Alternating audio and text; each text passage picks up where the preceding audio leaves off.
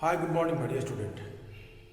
Today we are going to discuss your class 12th history.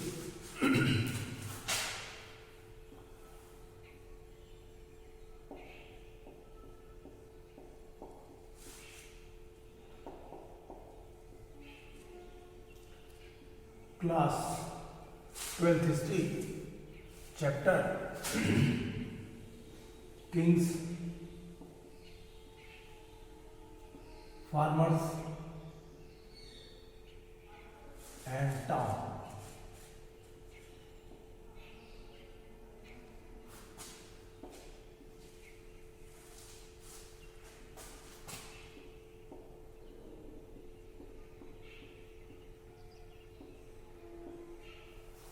My dear student, if you have remember what we studied in our previous class, the topic was early empire,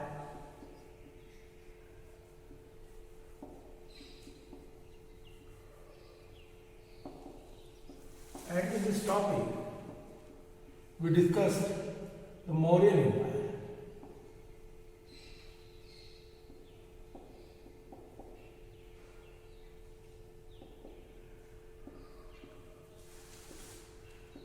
My dear,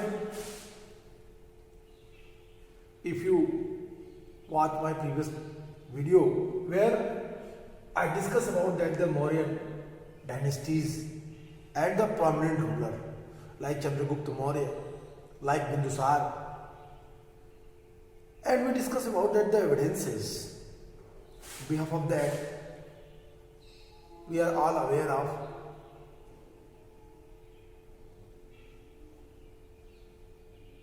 Mauryan empire.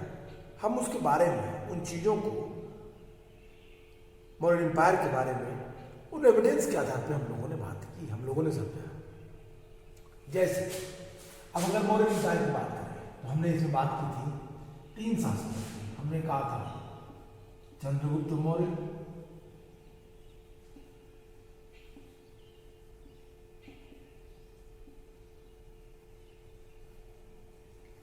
हमने कहा बिंदुसार,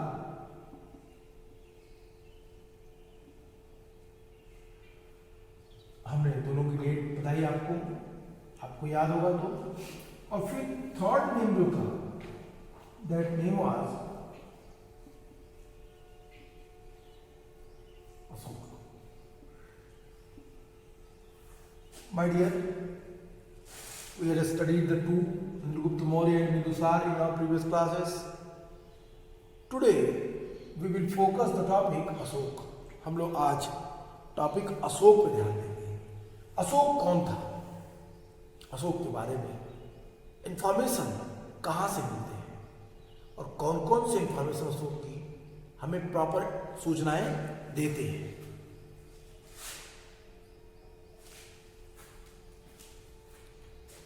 अब एक एक की बात करें तो अशोक एक ऐसा शासक था मौर्यन एम्पायर का जिसके बारे में सूचनाओं के संबंध में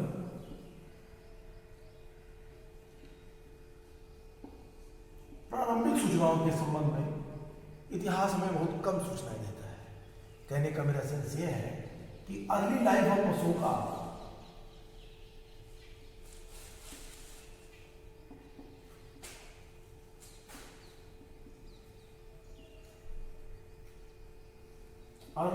Ashoka, we have little bit information. Only we are aware of that the first point that Bindusar was his father.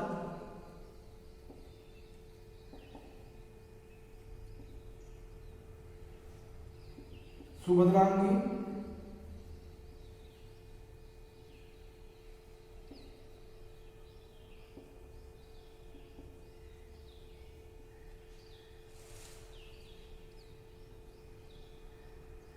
ऐसा मानता है कि इस माँ का नाम सुभद्रांगी था. फिर ये गवर्नर थे उज्जैनी के.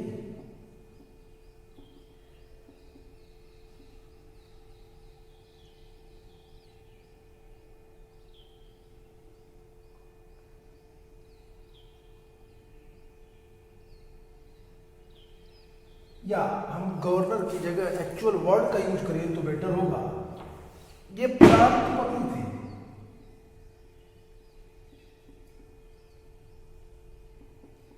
प्रांतपति मतलब उपराजा, इट मीन्स आप किंग कह सकते हैं इसको, उपराजा। इसको आप प्रांतपति को गवर्नर, इसको आप उपराजा, इसके कई नाम से आप इसको जान सकते हैं। ये लिटिल बिट इंफॉर्मेशन हमको अशोक के बारे में पता चलता है। अशोक का एक बड़ा भाई था जिसका नाम सुमन या सुसीम था। तिब्बती लेखक तारानाथ कहते हैं कि सुमन या सुसीम से उसका उत्तराधिकार का युद्ध हुआ और फिर अशोक गद्दी पे बैठा। ये प्रारंभिक इतिहास था अशोक का।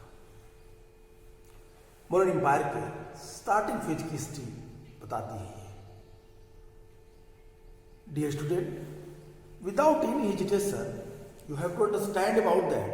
What I am telling, I am telling that the history of Ashoka, Ashok के बारे में, क्योंकि मौर्य हिस्ट्री में अशोक को ऐसा व्यक्तित्व था जिसने अपनी छाप संपूर्ण विश्व इतिहास में रखी।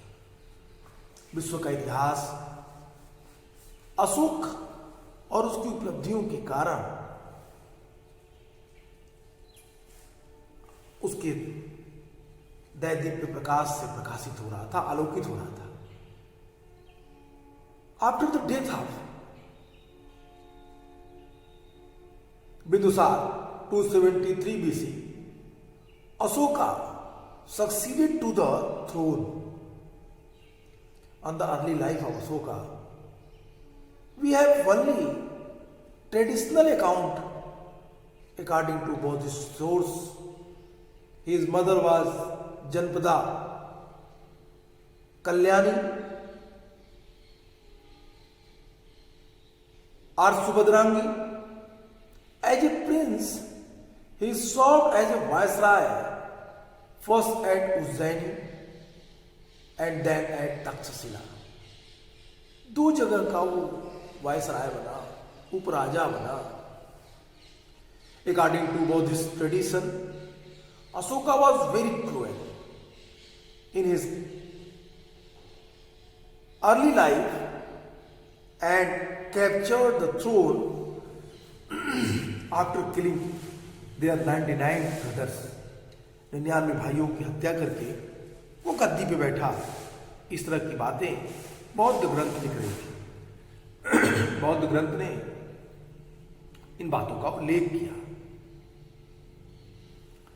अगर आप देखें, according to Buddhist tradition, Ashoka was very cruel and in his early life captured the throne after killing his 99 brothers.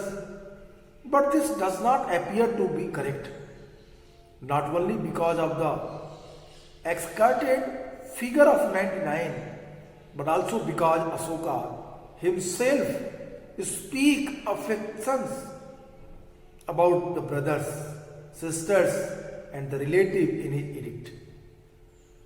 Ashoka is the first king in the Indian history who has left his record engraved on stone.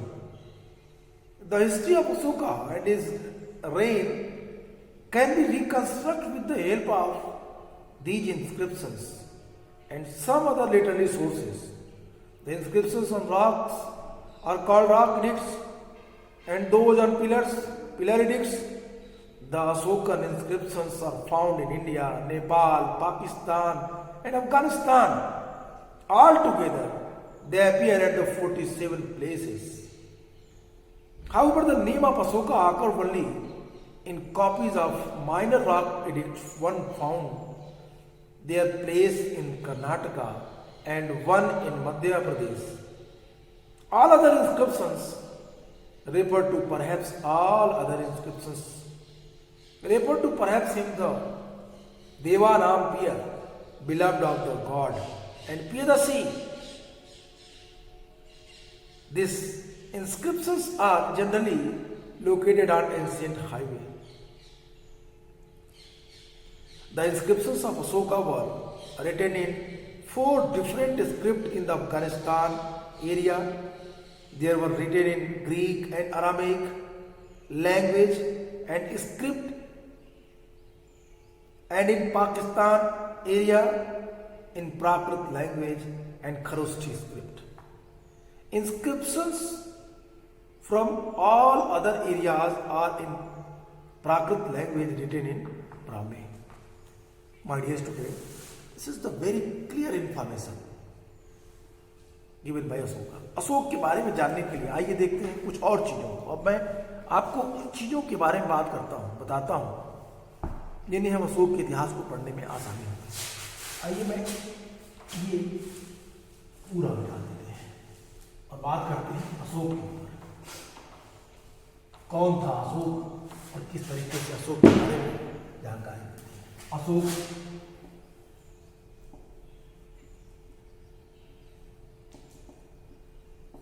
To 273 to 236 BC। Title इसकी कई सारी है। देवाना,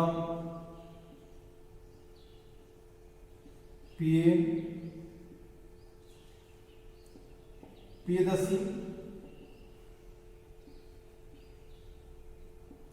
देवाना, PM की जो English version आएगी, English में से क्या है देवानाम पीएम को, बिलव्ड ऑफ द गॉड,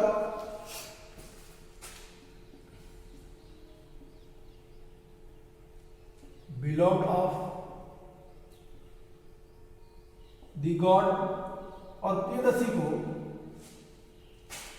इसको प्रियदर्शी,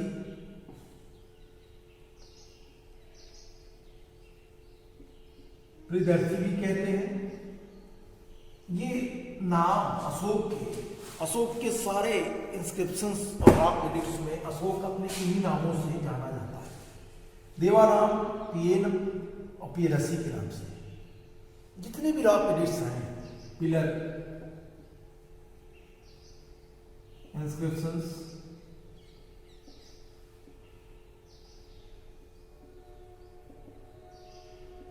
रॉक एडिक्ट्स,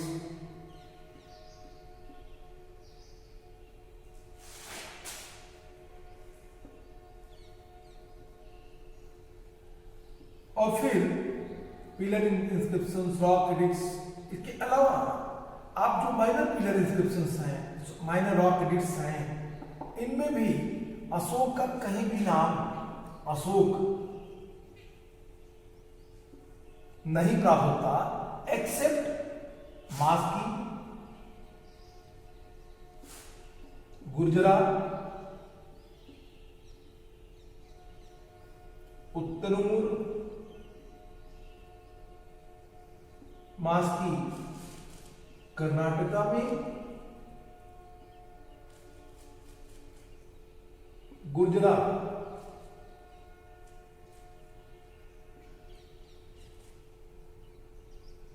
मध्य प्रदेश में, और उत्तरूर।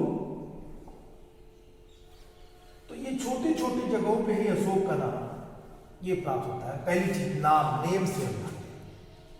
अब दूसरी चीज अशोक के बारे में सबसे महत्वपूर्ण बात है, अशोक का संबंध प्रियदर्शी से बहुत बाद में पता चला। जेम्स प्रिंसेप जैसे इतिहासकार का मानना था कि जो प्रियदर्शी था ये सिंघल का राजा, सिंघल किंग, श्रीलंका का राजा था प्रियदर्शी, क्योंकि प्रियदर्शी उसकी भी टाइटल थी। इसीलिए जेम्स प्रिंसेप जैसे ओरिएंटलिस्ट भी कंफ्यूज हो गए। बाद में तमाम सारे अभिलेखों के आधार पर यह प्रूफ किया गया कि अशोक की जो उपाधि थी प्रियदर्शी, या जो देवाराम की, ये अशोक की थी। तब मालूम चला जब मास्की, गुर्जरा, उत्तनूर, उडेनगोलम जैसे छोटे माइनर रॉक एडिक्ट्स हमें प्राप्त हुए। छोटे छोटे अभिलेखों में जब इसकी हमको प्रारंभिक सूचना मिली तब हमने समझा कि अशोक के नाम इससे है। पहला पॉइंट नेम। अब दूसरी चीजें, नेम के बाद हम बात करेंगे कि अशोक के नाम के अलावा अब अशोक के बारे में, अशोक की लाइफ के बारे में सूचना देने वाले महत्वपूर्ण बिंदु, जैसे किस चीजों से अशोक के बारे में सूचना मिलती है। इंस्क्रिप्शंस,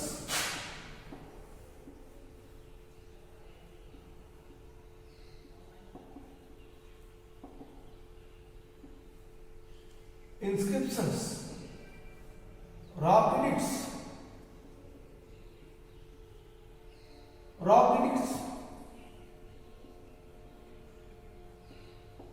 अब इसी के minor pillar inscriptions, minor rock edicts, cave edicts को भी आप जोड़ सकते हैं।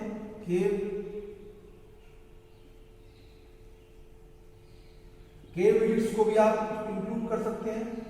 कहां से मिले? तो कहता है कि नियर अबाउट 47 प्लेसेस, 47 जगहों से प्राप्त हुए। और कितने इंस्क्रिप्शंस? कहता है मोर देन 40।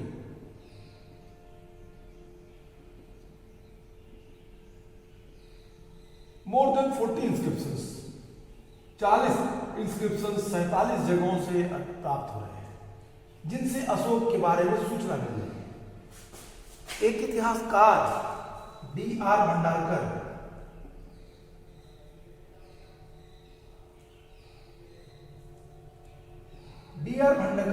भंडारकर जैसे इतिहासकार थे। उन्होंने इन्हीं अभिलेखों के आधार पर, इंस्क्रिप्शंस के आधार पर ही अशोक की हिस्ट्री लिखने का प्रयास किया। अशोकन हिस्ट्री,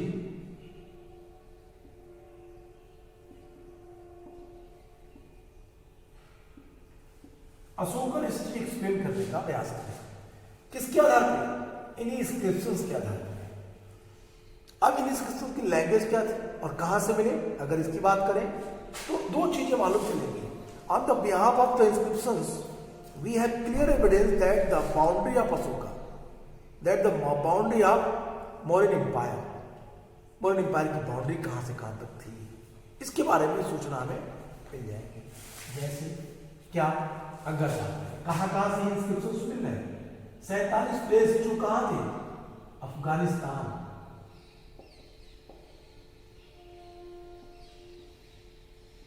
पाकिस्तान,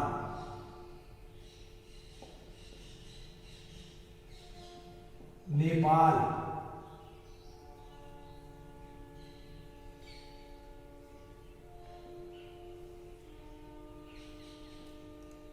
बंगाल लिख सकते हैं, और फिर इंडिया। बंगाल को मैंने इसलिए लिखा क्योंकि कुछ पोर्शन आज बांग्लादेश में भी हैं जो अशोकन एम्पायर थे। तो एटलीस्ट हम 5 की जगह 4 कंट्री को तो मान सकते हैं जहां पे अशोकन इंस्क्रिप्शंस मिले। एक बड़े क्षेत्र में हम बंगाल को थोड़ी देर में हटा दें तो भी हमारे पास 4 कंट्री में अशोकन इंस्क्रिप्शंस प्राप्त हो रहे हैं, जो अशोक की बाउंड्री को ही कहीं कहीं एक्सप्लेन कर रहे हैं, बता रहे हैं कि अशोक का साम्राज्य इन 4 देशों में फैला था। ये 4 देश में अशोकन के इंस्क्रिप्शंस मिले, इसका मतलब ये सारे राज्य अशोक के साम्राज्य सीमा के अंतर्गत थे। अब इसमें लैंग्वेज किस भाषा में यूज किया गया? अशोक के जो इंस्क्रिप्शंस हैं वो ग्रीक, अरामीक,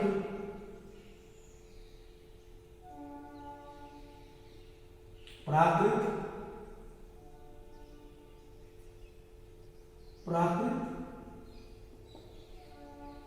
और सबसे महत्वपूर्ण है प्राकृत के अलावा ग्रीक, अरामीक, प्राकृत और खरोष्ठी। आज भी ग्रीक लैंग्वेज ग्रीक में बोली जाती है, अरामिक लैंग्वेज बेबीलोनिया और मेसोपोटामिया के क्षेत्रों में प्रचलित थी, प्राकृत इंडिया में थी और खरोष्ठी पश्चिमोत्तर भारत में थी। तो ये 4 लैंग्वेज में यहाँ अशोकन इंस्क्रिप्शंस मिले। लैंग्वेज की भाषा क्या थी? मैंने आपसे बताया कि लैंग्वेज ग्रीक, अरामीक, प्राकृत और खरोष्ठी 4 भाषाओं में थी, 4 लैंग्वेजेस में थी। स्क्रिप्ट क्या थी? ब्राह्मी। ब्राह्मी में प्राकृत, ब्राह्मी में उन्होंने मोस्टली जो सबसे अधिक उसके अभिलेख मिले हैं वो प्राकृत भाषा में ही मिले। प्राकृत भाषा में जो उसके अभिलेख है वो सबसे महत्वपूर्ण है, सबसे ज्यादा है। A huge amount of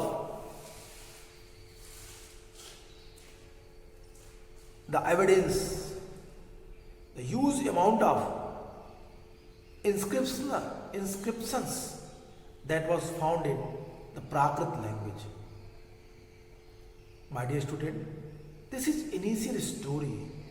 Behalf of that we can easily understand about the history of Ashoka. Ashok के इतिहास को हम आसानी से समझ सकते हैं। ये तो वो चीजें हैं जिनके आधार पे हम अशोक के बारे में जानने का प्रयास कर रहे हैं। Again I remind you all the points which I discuss with you. First, the name of Ashoka. No one inscriptions except some minor edicts are inscriptions who give us information about the name of Ashoka. All the inscriptions, major inscriptions, everywhere the name of Ashoka that was found, Priyadasi, देवानाम पियेन Priyadasi, हर जगह पे यही प्राप्त होता है। Everywhere this title was engraved on inscriptions, देवानाम पियेन Priyadasi, except the actual name of Ashoka. But after some time, when the Maski, Gurjara, Udingolam, Uttanur, like minor inscriptions, edicts which was excavated, an historian succeeded to read that. So it is very clear that the Devaram P.N. Pidasi is no one, he was Ashoka. Before excavation or exploration of that things, इन चीजों के अलावा जब Prinsep ने इसका संबंध प्रियदर्शी के आधार पे, I mean to say that James Prinsep was the mint officer during East India Company administration. He was appointed in Sri Lanka, and he was aware of that the name of King Single Tim, the title was Piyadasi, so that's why they connected that name to the Single King Tim. उन्होंने कहा कि जो पियदसी है ये श्रीलंका का राजा था। लेकिन जब ये अभिलेख मिले तो उनके आधार पर यह सिद्ध हुआ कि अशोक का नाम था, वो टाइटल थी जिसको उसने भी ग्रहण किया था। ये बात माना गया। My dear student, that is very clear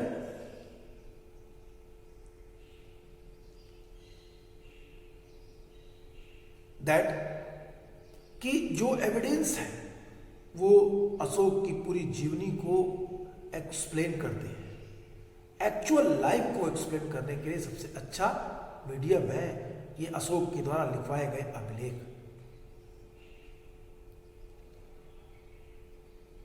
जिसके बारे में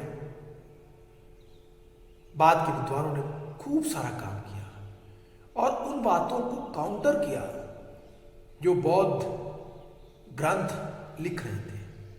What I told you, what I want to inform you, that what the Buddhist texts explained about Ashoka. They wrote about Ashoka, the Chanda Ashoka, in the Deepvans and Mahavans, who came to be known as Singhal Anusruti. In that text, Asoka was called the very barbarians, brutal and violent. He killed their 99 brothers, and then after he threw down Mauryan Empire himself, अपने को उसने गद्दी पे बैठाया. But when you examine the statement of Deepvans and Mahavans, you can easily understand that they try to prove that the religion of Buddhism, Asok converted himself as a kind-hearted man. Before adopted Buddhism, before adoption of Buddhism, Asoka was very brutal, barbarian, violent.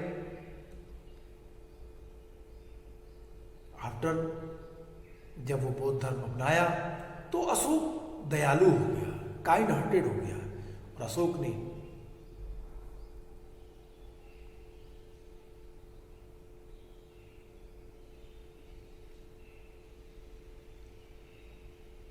अपने पूरे साम्राज्य के लिए ऐसी व्यवस्था रखी जिसमें लोग अशोक के नाम को समझें, अशोक के किए गए परोपकार, अशोक के द्वारा किए गए परोपकारी कार्यों का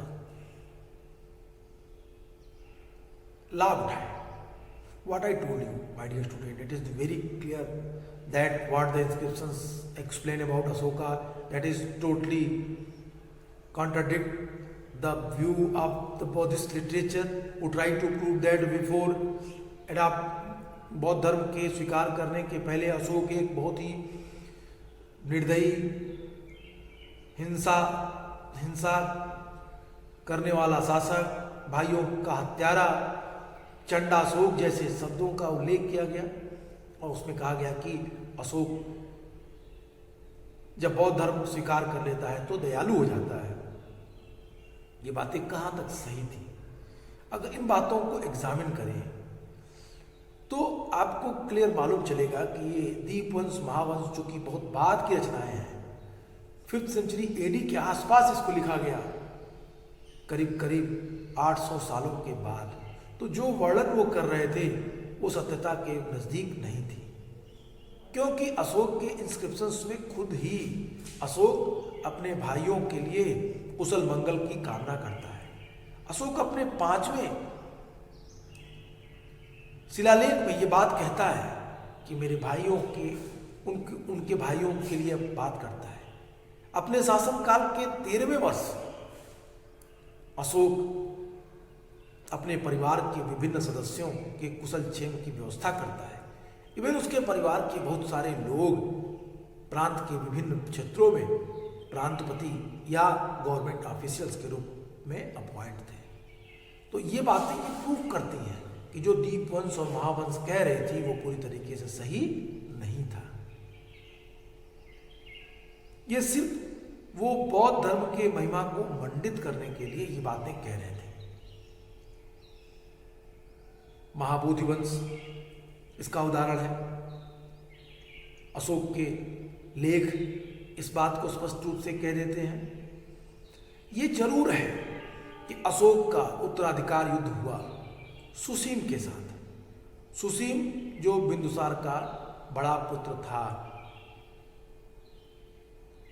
जो अशोक की तुलना में कम योग्य था, वो तक्षशिला का उपराजा या वायसराय था.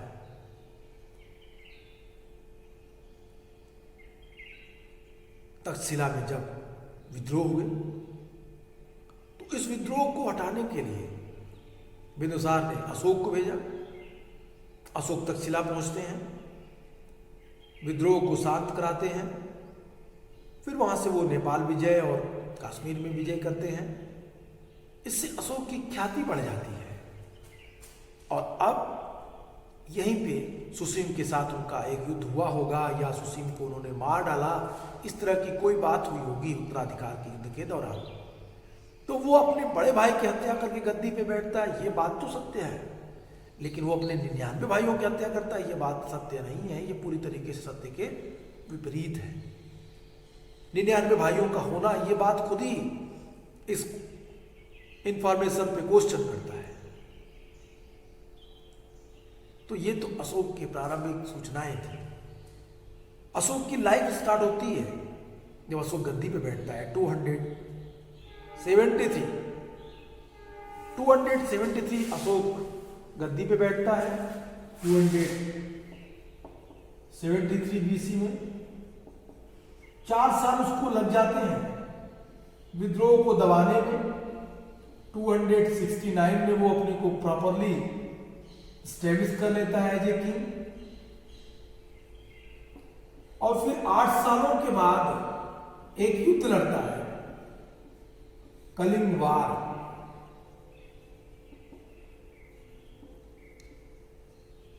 और कलिंग को वो जीत करके मौर्यन एम्पायर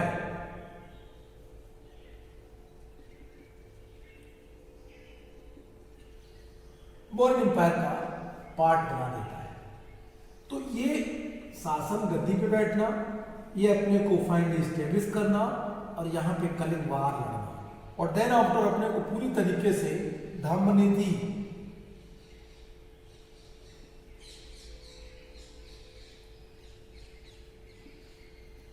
का पालन करने वाला बना लेना। ये अशोक की पूरी लाइफ थी। इन चीजों के बारे में हम फिर बात करेंगे विस्तार से नेक्स्ट क्लास में। आज के लिए इतना ही। Good bye and take care.